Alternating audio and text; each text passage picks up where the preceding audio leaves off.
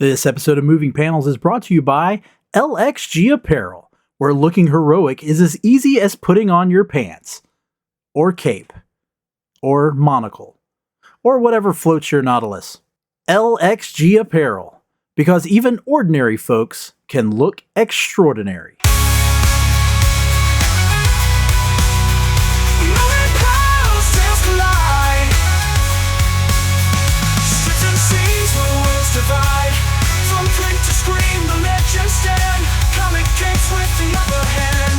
Welcome to this Moving Panels one shot, and let us have a nerdy conversation.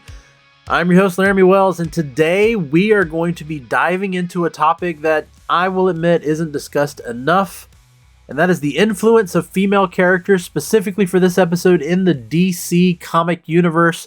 And joining me to help, who else could it be but my lovely wife, Bethany. Tim Williams. Yes, yeah. Tim Williams. How are you, Bethany? I'm fine. How are you? I am good. After last week's episode on Wonder Woman, I thought this would be a fitting conversation to have.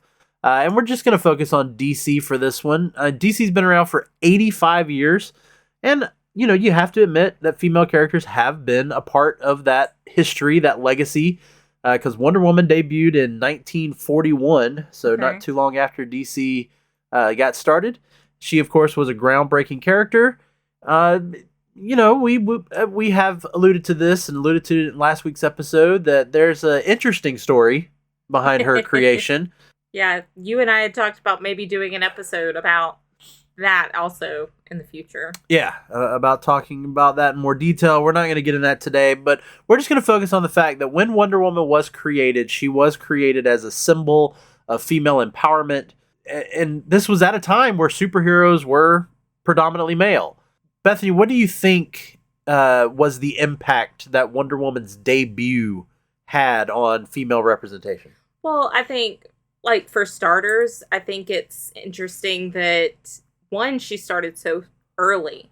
It really probably, I don't know for certain, but I'm sure it influenced a lot of female readers to be interested in reading something that's like, oh, here's a person that looks kind of like me, or I can relate to a little bit more. It gives male readers, a different perspective. And during that time, women were not seen as strong and powerful and kind of giving, everyone an opportunity to see a female who is strong, powerful, and able to really kick some butt. That's pretty great. Yeah. And, of course, she has just become an icon for just superheroes in general, for female empowerment in general, because she's not just an icon in comic books. She's become a part of pop culture. Right. Because she embodies, compassion, justice, equality. Truth. Yeah. And in 1972, she was featured on the cover of Miss Magazine. This was an American feminist magazine that was co-founded by Gloria Steinem. Oh, cool. Yeah, she was on actually the very first cover. That's really neat. Just like the cartoon character? Yes, or anyone dressed as... No, the cartoon character. It was just a picture of the cartoon character of Wonder Woman. Then, of course, in 1975, she got her own television show, played by the wonderful Linda Carter, who, solidified Wonder Woman as a pop culture figure. And of course, Linda Carter being one of the, those who know, she's, stapled into our head as Wonder Woman. Yeah. She is, I feel like, for the most part, when you think of a live action Wonder Woman, you picture her or somebody very similar to the way she looks. Yeah. Of course, it would take 40 more years before we got Wonder Woman on the big screen with the 2017 movie starring Gal Gadot. But that, some people say that was maybe a fluke in the DCEU. It's the one outlier of the DCEU. It's the one huge success of the DCEU. But at the same time, it was, because yes, it was one of the highest grossing movies of 2017. Yeah. But not only did it finally bring Wonder Woman to the big screen, but it was a woman who brought her to the big screen. Yeah. Because it was a female director. It's also a movie. The DCU isn't known for movies with heart. And her movie has a lot of like heart to it, and I think that is what drew a huge audience. Is it's fun to watch, whereas I feel like Man of Steel, Batman v Superman, those movies are just dark. Yeah. It wasn't as dark as some of the other Snyder produced or directed movies. Of course, Aquaman would also continue that kind of light brightness and all that, and it would be successful as well. Probably right behind Wonder Woman. Shazam, I guess. Yeah, Shazam being more kid friendly. And I mean, Wonder Woman stands up there with Superman and Batman. I mean, she's considered part of the the DC Trinity. Right. That no one thinks of Wonder Woman any less than they think of Superman and Batman. Right. She stands right up there with them. So yeah, very important character.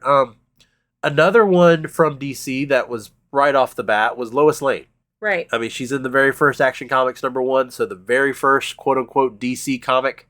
Mm-hmm. Now, yes, she did start out as kind of the damsel in distress, right. But she has evolved over the years. She's become a strong, independent journalist, and sometimes she even drives the narrative herself. Right. And that's even been portrayed in the comics, or no, not in the comics, but in movies and TV shows, where she is a much more active character. Active character. She's not just the person that Superman has to save. Right. Well, one of the things I like about her, too, is she's so intelligent, and then she clearly is a better journalist than Clark. Like, it's not the two of them are competing very much. It's like... Although I do think there's some competition usually in that, but it's more of a... Friendly, flirty competition, but still, I think it's pretty much assumed. Like, it's not like, there's no tension between the two of them of like, oh, he's better than me or she's better than me. It's like she's the better writer. Like, that's her whole thing. Yeah. And they like to kid around with each other, but at the end of the day, everyone knows Lois is the journalist. Yeah. Of course, Superman would also eventually introduce Supergirl, a family member of Superman, which by introducing her, they gave Superman a shared legacy. Mm-hmm. It wasn't just, Superman was no longer alone. Superman now also had someone who could tell him more about his home planet, since she was actually a teenager when she left Krypton. And of course, bringing her in as a younger character, this speaks to younger, women. Right. And she kind of served as a metaphor for finding your identity and your strength in the world. Right. Because typically she is written a little bit more grounded than Superman. And I think that is because she did live a life before she came to Earth. And now on Earth, she's able to process, her powers and her place on the Earth, a little bit better than Clark, who grew up with his powers, having to figure things out as he went. So. Right. Yeah, no, I like Supergirl. I don't think quite as strong of a character as Wonder Woman or Lois Lane, but she's fun, and I would like to see. I didn't watch the show, and so maybe if I did, I could see more of her just being kind of her own character, doing her own thing and growing in that way.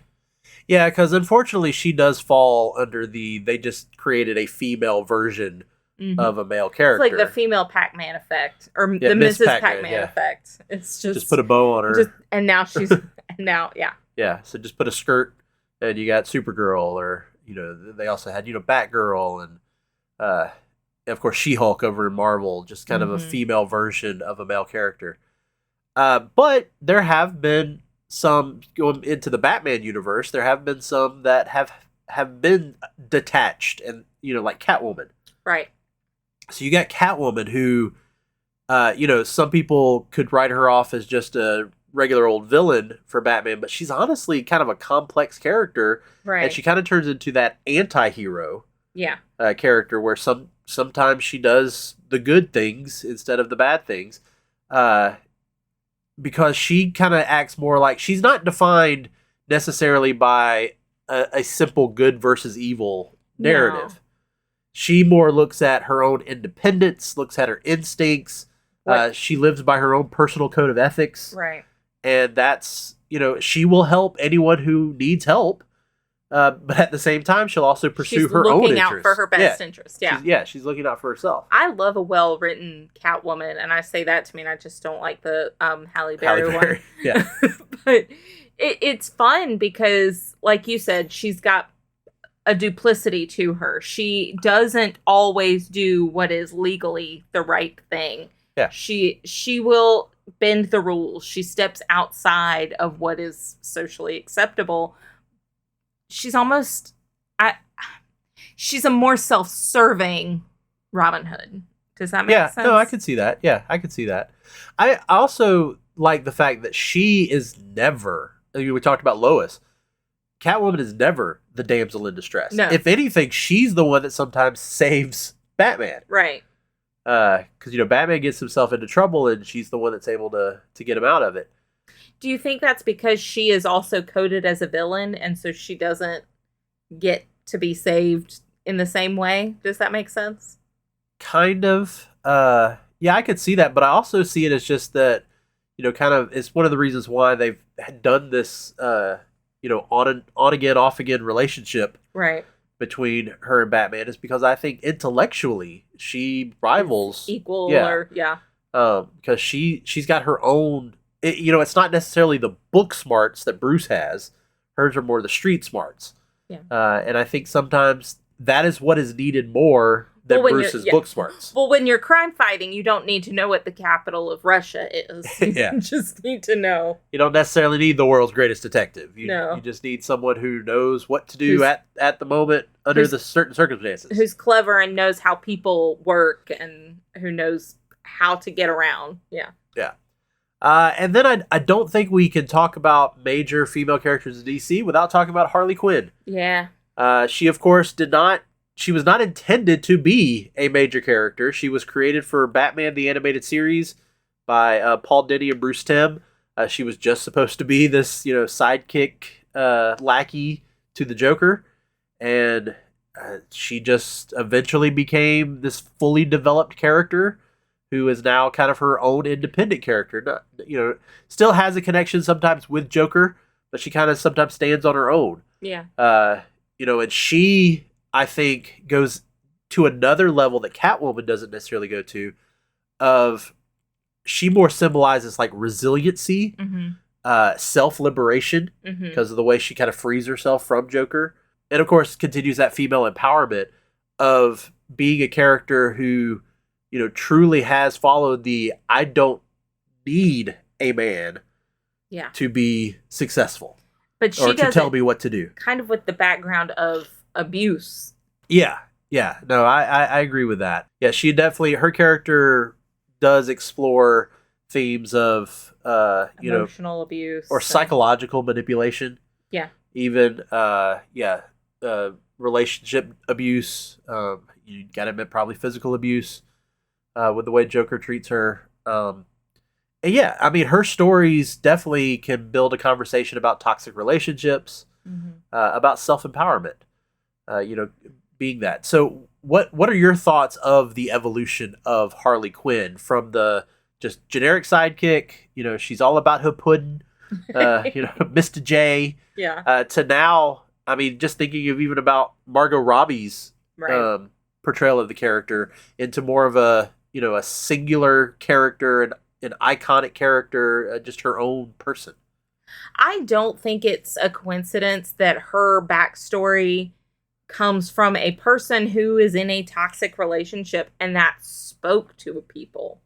I feel like I like that it started off that she was, I'm sure there were a ton of people who saw themselves in a person that was wrapped up in a person that was bad for them.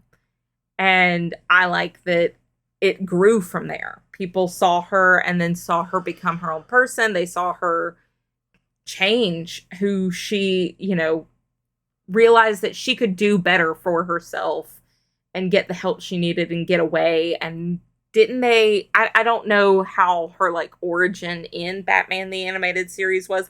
Has she always been a psychologist was that? No, that was how they introduced her, is that she was Dr. Harleen Quinzel. Yeah. who was the psychiatrist for the Joker and eventually, fell for him. But I think that's also kind of an interesting thought, too, of just like, that could happen to anybody. Anybody can get wrapped up in a bad relationship that is harmful to them and completely changes. Even a psychiatrist who should know better. Like, on paper, you would think a psychiatrist would know better. Yeah. And so I kind of love that she speaks kind of for survivors of toxic relationships. Yeah. And I think that's a beautiful, like, emblem. Yeah, she's a little silly at times, or she can be still toxic in the things that she does. But I think it's beautiful that so many people have found that that character speaks to them for those reasons.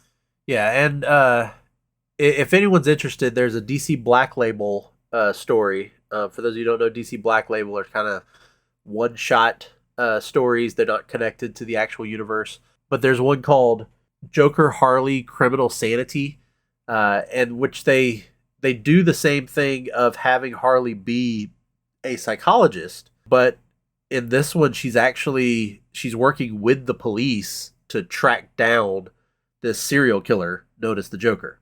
Mm-hmm. So it's an interesting take on the character and her relationship, because it doesn't end with her, falling in love with Joker. It literally is a, I'm the one who's going to bring you down, mm-hmm. To where she is the, essentially the hero of the story. So I think we've hit kind of some of the main ones. Of course, you've got many, many other female characters in DC, but to ask you, Bethany, which of the female characters do you believe has had the most significant impact on DC? I think the easiest question is the right answer, or the easiest answer is the right answer, the most obvious one. It's Wonder Woman. Yeah. I mean, she is, like, there are 3 leaders, and it's pretty powerful that at least one of them is a woman. Yeah. And she is, for the most part, I'm not an expert, but has been that strong, has never really needed a man, comes from an island with no men. And yeah. I think that's extremely exciting. I think it's awesome that she's been around since 1945. 41. Yeah. 1941. And, she's hung in there, and she's only gotten stronger and more significant as the years have gone on. Yeah. All right, so moving on, I want to get into kind of the way DC has brought diversity into their female characters. Now, I mentioned these to you when we started talking about this episode, and you weren't familiar with a lot of these. I don't know if you've looked into them since. But just to name a few, again, we're not going to get into the full depth of all the different female characters, but to name kind of some key ones. First off, we got Vixen. She was introduced in 1981 and has become one of the most prominent black female heroes in DC. She's appeared not only in the comics, but also animated movies. She had her own animated TV show. And of course, her whole persona, her whole character is based off of her African heritage. And they really highlight her culture as a part of that. It's very important to her, of her heritage. And so they do make her African roots a key part of her character. Have you looked any into Vixen? I have not. I'm sorry. No, it's okay. Then we've also got Katana, who I know you least are familiar with. She is a DC superhero girl. Yes, because she is one of the DC superhero girls. She also appeared in Suicide Squad. Okay. But she, of course, is a Japanese superhero. She was introduced in 1983. So I do want to point out that these two characters that I just mentioned weren't introduced until 40 years after Wonder Woman. Wow. So, took that long for DC to go, hey, we need to diversify. Maybe they don't have to all be white. Yeah. And Katana has, a really tragic background.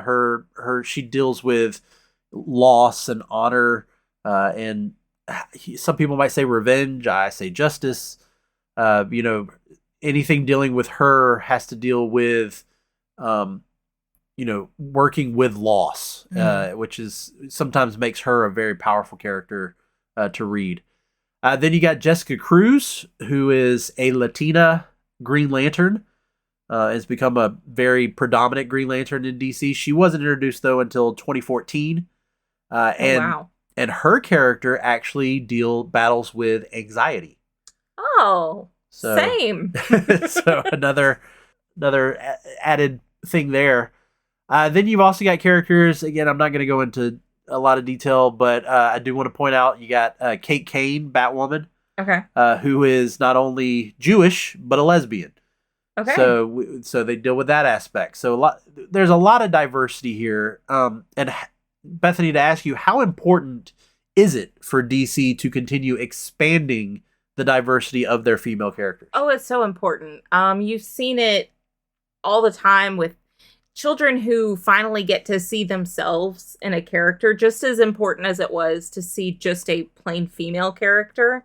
Imagine how it is for Hispanic children, a Hispanic girl, to see herself in a character. And it's Asian American children to see themselves in a character. And then it'd be great if they could see themselves in more than one character, because maybe, their skin color is the same as mine, but that's where the buck stops, and being able to see themselves in another thing. It's very empowering whenever you see like you telling me that one character battles with anxiety. It makes me go like, oh, I'd like to read about that. That sounds like I would like to see how somebody deals with that. Because by the way, she's the Green Lantern in DC Superhero Girls. Oh, okay. Jessica Cruz, yeah.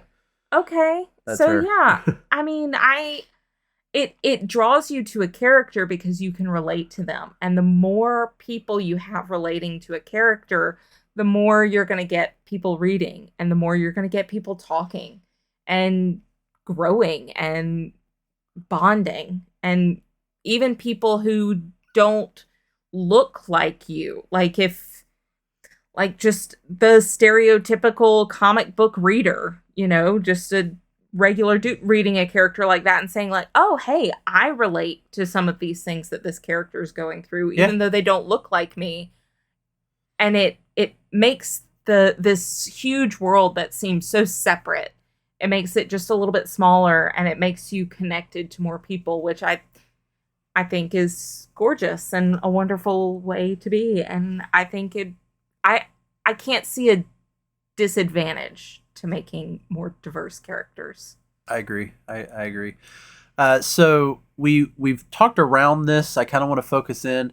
So of course, Wonder Woman movie of 2017, huge success. There was the Supergirl television show on the CW that lasted several seasons, and of course both of those were very instrumental in bringing these female characters into a broader audience to let them. But everybody knew about Wonder Woman and Supergirl. It's not necessarily they're introducing anybody new.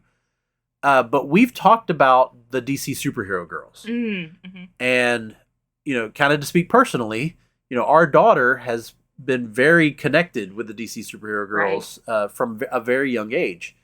So what do you think them introducing a show like that has had? Oh, I mean, so when I was a little girl, Ruby's age, I didn't connect to superhero characters because it never seemed like it was something made for me. Yeah. This is something made for children her age, female children, and being able to connect, and it's fun and it's silly, and it has really opened a door. As she started watching that when she was 5 or 6. She's 11 now, and she's gotten into more characters. She's reading more serious comics. She, enjoys learning about this stuff, and I think that's just wonderful. It's opened this whole other avenue of literature for her. Yeah. No, it's been fascinating to see. Because, she, like you said, she's read more, stuff. Shuri, in Marvel, Gamora. She's read some more young adult comics that deal with the Teen Titans and Raven and a lot more of those female characters. But of course, we can't talk about female characters at all, DC or Marvel, without addressing some of the challenges and of course controversies that are connected with them. So over the years, of course, there's been criticism about the sexualization of female characters. The fact that some of the characters are sidelined in major storylines. Well, there's a very popular trope just throughout all movies called fridging that was born from a Green Lantern comic book. Kyle Rayner's girlfriend, Yeah. who was shoved into the refrigerator and killed. And her like tragic death inspired him to move forward. It's a very common trope throughout any form of media. Yeah. And then like you were saying, the sexualization of just like, how is Wonder Woman gonna fight crime when her nipples are just about to be showing? Like, all she's got to do is raise her arms and that's it. Like, yeah, there's sometimes where she's drawn and you're just like, none of this is practical. Yeah, of course, that's part, the unrealistic body proportions, the very revealing costumes. But that has changed. Yes. I mean, DC has responded. They've redesigned Wonder Woman to where, in a lot of cases, she is sometimes wearing pants. Her costume now, more instead of reflecting on a Pinup girl, the swimsuit in a pageant type thing. Her costume now reflects more of a warrior. Something that a female warrior would probably wear. But do you think any of these challenges have affected the impact of these characters, or do you feel that they have shaped the way female characters are written? I think there's a little bit of both to that. I think one of the ways it's impacted is that for a long time, people didn't take those characters seriously. Which is, a common thread throughout media, is that a woman is just a sexy lamp.